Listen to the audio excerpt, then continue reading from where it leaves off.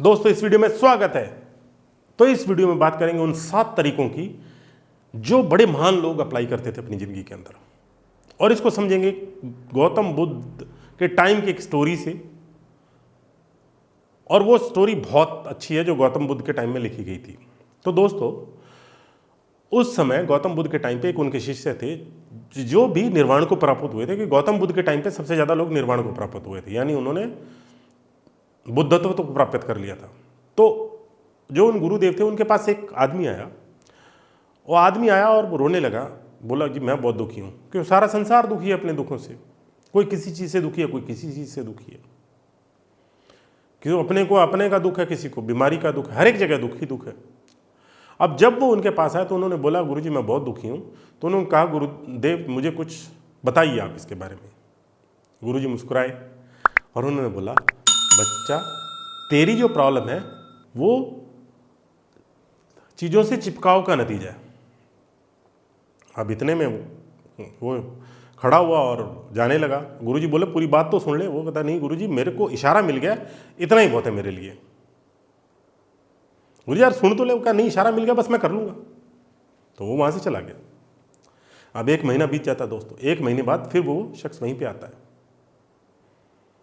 और गुरुजी के पैरों में गिर के रोने लगता है। गुरु बहुत बुरी हालत होती है उसकी, पहले से ही बुरी हालत। तो गुरुजी को बोलता है वो कि मैंने गुरुजी ऐसा कौन सा पाप किया था जो आपने मेरे साथ ये किया। गुरुजी बोले कि अरे ऐसा क्यों हुआ। वो कहे मैं तो वापस आ रहा हूँ मैं बहुत परेशान हो गया, अपने बच्चे याद आए, मेरे को सब चीज़ें याद आ रही थी इसलिए।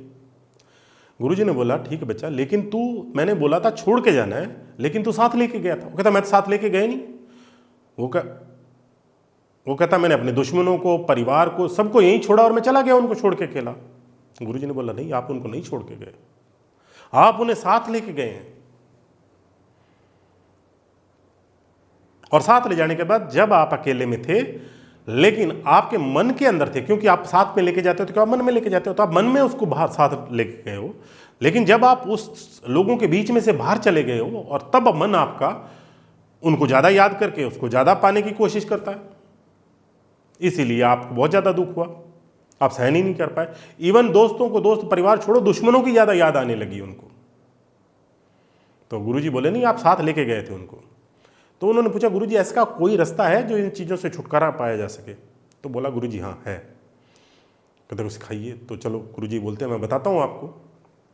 तो क्या हुआ, गुरुजी के साथ वो चल पड़े। 2-3 गांव क्रॉस हुए, फिर एक नदी आई। नदी के किनारे एक मेला लगा हुआ था। जब मेला लगा हुआ था तो गुरुजी ने बोला यार आप यहाँ बीच में खड़े होके आपको क्या लग रहा है, आप अकेले हो। वो कहता हाँ जी मैं सब जानकार है, मेरे जानकार तो कोई नहीं, मैं अकेला हूँ।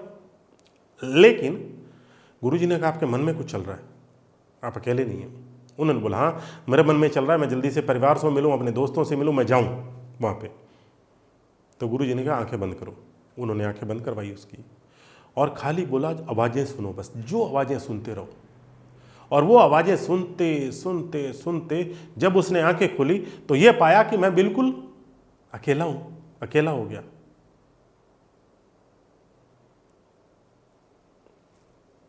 आप जब सब चीज़ों को छोड़ देते हैं, अपने आप के साथ जुड़ते हैं, अकेले होते हैं तो अपने आप के साथ जुड़ते हैं। सिर्फ जब आप अकेले होते हैं अपने आप को पाते हैं, आप अपने नज़दीक आते हैं, अपने आप को समझते हैं। उस क्वेश्चन का आंसर भी मिलता है हु आई एम, मैं कौन हूँ, मैं कहाँ से आया हूँ, मेरी ज़िंदगी की मकसद क्या है। जब तक मैं अपने आप को नहीं जानूंगा मिलता नहीं। और वो अकेले बिना हो नहीं सकता। आप समाज में रह के भी अकेले रह सकते हैं। तो दोस्तों आगे बताएंगे कि उन 7 तरीकों के बारे में गुरुजी ने बताया कि जब आप अकेले होते हैं तो आपको क्या क्या फायदे होते हैं, आप कैसे बड़े बनते हो, किन चीज़ों को लेके आप हमेशा जब अकेले होते हो तो आपके साथ कौन कौन से इफेक्ट जुड़ जाते हैं और आप बड़े हो जाते हो। दोस्तों सबसे पहला उन्होंने बताया गुरुजी ने उसको कि बेटा जब आप अकेले होते हो आप अवेयरनेस में आ जाते हो। अवेयरनेस का मतलब क्या होता है, आप जागरूक हो जाते हो बहुत ज़्यादा, आप अपने प्रति जागरूक हो जाते हो, आप पूरे एनवायरनमेंट के प्रति जागरूक हो जाते हो। लेकिन दूसरे लोग जहाँ जागरूक नहीं, उनमें देखा होगा आपने, अगर आप बाथरूम में नहा रहे हैं तो आप ब्रेकफास्ट का सोच रहे होंगे, ऑफिस का सोच रहे होंगे, कहीं और का सोच रहे होंगे। अगर ऑफिस गए तो घर का सोच रहे हैं, ट्रैवलिंग में रास्ते में घर का सोच रहे हैं, मतलब कहीं हैं तो कहीं और सोच रहे हैं, कहीं और हैं तो कहीं और का सोच रहे हैं। कैसी हमारी हालत है। लेकिन जैसे ही आप अकेले होते हो तो आप अपने साथ जुड़ते हो और आपकी वैल्यूज बड़ी होनी चालू हो जाती हैं, क्योंकि आप अपने आप को जानना स्टार्ट कर देते हो। हमारे जितने भी धर्म हैं और जितने भी हमारे महापुरुष हुए हैं, सब ने अवेयरनेस के बारे में बताया। नानक देव जी से लेके महावीर, गौतम बुद्ध, मोहम्मद पैगंबर साहब, सब लोगों ने अवेयरनेस के बारे में बोला है। आपको इसी पल में रहना है। जब इस पल में होते हैं तो आपको पास्ट का पेनफुल मेमोरी नहीं कुछ कर सकती और आपके फ्यूचर भी आपको कुछ नहीं कर सकता। आप इस पल में रहना स्टार्ट कीजिए। जैसे ही आप ध्यान, आपने देखा होगा जो योगी होते हैं उनका चेहरा बहुत चमकता है। क्यों?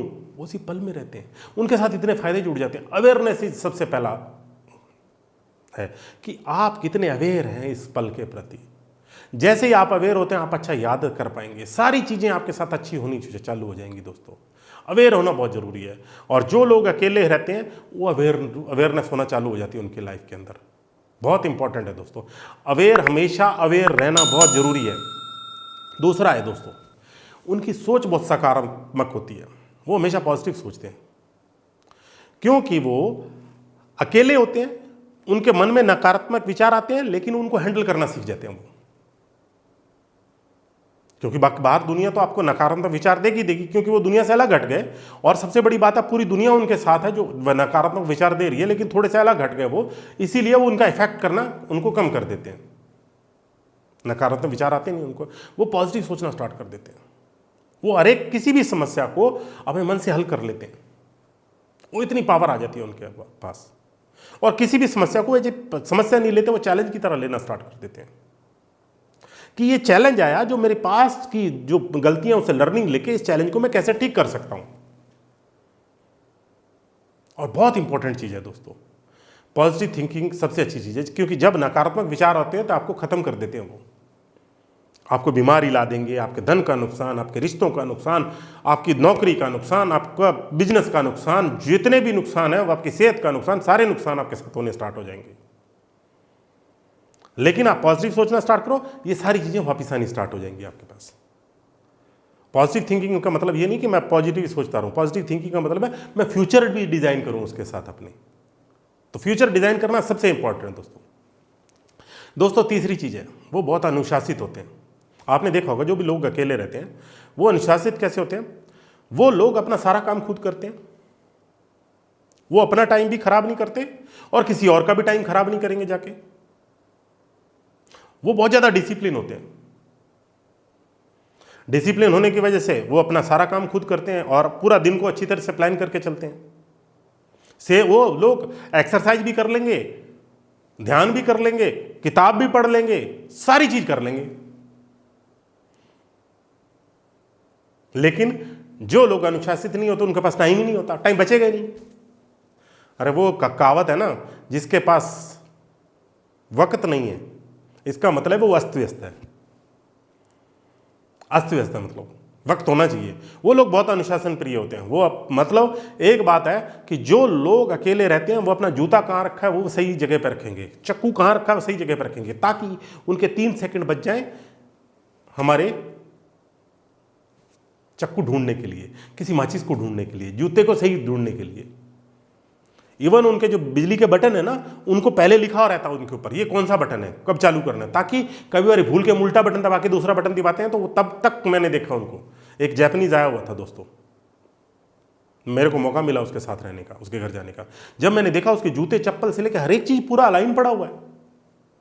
वो एक एक चीज को, बहुत सामान, इतने घर में सामान नहीं, बहुत कम सामान, सोना नीचे दोस्तों। पर रियल में वो बहुत बड़ा आदमी था। आपने जापान में ओकिनावा टापू के बारे में सुना होगा, वहां पे हर एक आदमी 100 साल जिंदा रहता है। क्यों? अनुशासन की वजह से। वो अनुशासित है। वो सुबह उठते हैं, उनके पास पक्का मकसद होता है मैं क्यों उठूं। वहां पे 100 साल का आदमी आपको एयरपोर्ट से पिकअप करता हुआ मिल जाएगा। 96 साल की उम्र के आदमी ने नेशनल बॉक्सिंग वाले को हरा दिया। क्यों है ऐसा? क्योंकि वो अनुशासित है। अनुशासन नहीं प्रिय, और वो अकेला रहना जानते हैं, पूरी दुनिया की भीड़ में भी अकेला रहना जानते हैं। हमारी जिंदगी के सबसे अंदर इंपॉर्टेंट है दोस्तों, हम डिसिप्लिन क्यों नहीं हो पाते? क्योंकि जब आप लोग अकेले नहीं हो सकते, आप डिसिप्लिन हो ही नहीं सकते, क्योंकि कोई ना कोई नया आदमी आएगा, आप डिसिप्लिन का सत्यानाश करके चला जाएगा।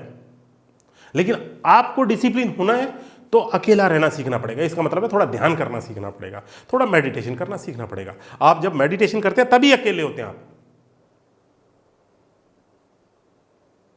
मेडिटेशन बहुत जरूरी है दोस्तों। और दूसरी बात देखी होगी आपने, जितने भी, चाहे बिल गेट है, चाहे रतन टाटा जी हैं, चाहे जितने हमारे माननीय प्रधानमंत्री साहब हैं, बहुत सारे लोग हैं, ये सारे डिसिप्लिन हैं। ये अकेले भी रहते हैं, डिसिप्लिन भी हैं। बिल गेट साहब को भी डिसिप्लिन देखा होगा आपने, और वो दुनिया से कट के 3 दिन के लिए बाहर चले जाते हैं, अकेले होते हैं, अपने बिजनेस के बारे में सोचते हैं, लिखते हैं कि हमारा बिजनेस बड़ा कैसे होगा। ये नहीं, जितने भी बड़े लोग हैं वो ब्रेक लेते हैं। टोनी रॉबिन्सन वहां से, अमेरिका से साउथ में एक मंदिर है, वहां पे आता है। और जेफ बेजोस, बहुत सारे जो बड़े बड़े लोग हैं वो इंडिया में अपने मन को शांत करने के लिए आते हैं, अकेला होने के लिए आते हैं। क्योंकि हम स्पिरिचुअलिटी की एक सबसे बड़ी जो हमारे भारत के अंदर ताकत है, वो स्पिरिचुअलिटी की इंडिया में ही है। अध्यात्म की ताकत है हमारे पास। हमें अकेला रहना आता है। गौतम बुद्ध के टाइम से, बाबा नानक के टाइम से सब जगह अकेले ही रहे हैं, हम कोशिश की रही है अकेले रहने की। लेकिन आज के ज़माने में हमारी वांट बढ़ने के कारण हम अकेला रहना कम हो गया और हमारा डिसिप्लिन खत्म हो गया। इसीलिए आपको पहले अकेला रह के खुद के बारे में खुद जानना ही इंपॉर्टेंट है दोस्तों। जैसे जैसे आप जानेंगे वैसे वैसे आप अंदर और ताकतवर बड़ होते जाएंगे। दोस्तों चौथा पॉइंट है वो बड़ी डिटेल में काम करते हैं। मतलब उनको बड़ी डिटेल में काम करने की आदत होती है।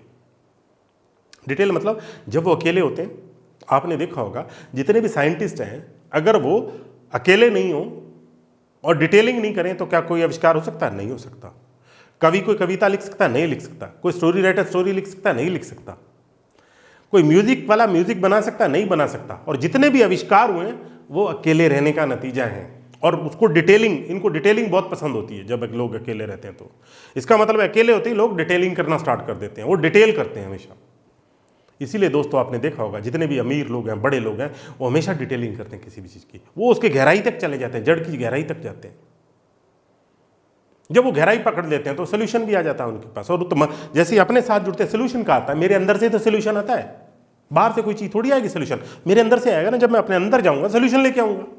जितने भी आविष्कार हुए हैं आदमी ने यहां से तो किए हैं, अकेला रह के। अकेला होना बहुत जरूरी है दोस्तों, और इसके लिए ध्यान इंपॉर्टेंट है। ध्यान बहुत जरूरी है। मेडिटेशन का एक अलग मैं चैनल ही है, मैं वहाँ पे पूरे मेडिटेशन अपलोड करता हूँ। मैं नीचे लिंक डाल दूंगा तो आप उस पर जाके मेडिटेशन कर सकते हैं। तो दोस्तों आपको डिसिप्लिन होना बहुत ज़रूरी है और डिटेलिंग करनी बहुत ज़रूरी है। दोस्तों 5वां पॉइंट सबसे बड़ी बात है, ये लोग व्यक्तित्व बहुत शानदार होता है, इनका व्यक्ति का तत्व बहुत शानदार होता है। ये बहुत निराले लोग होते हैं क्योंकि ये पूरी दुनिया से हट चुके होते हैं। क्या होता है? पूरी दुनिया से अलग हो चुके होते हैं। इनका व्यक्तित्व निराला होता है, इनके चेहरे पे चमक अलग होती है। ये जब बोलते हैं इनकी बात में दम होता है, क्योंकि ये बेस से बोल रहे होते हैं, इधर उधर के ज्ञान से नहीं, जो अपने साथ कनेक्ट होकर ज्ञान से बोल रहे होते हैं।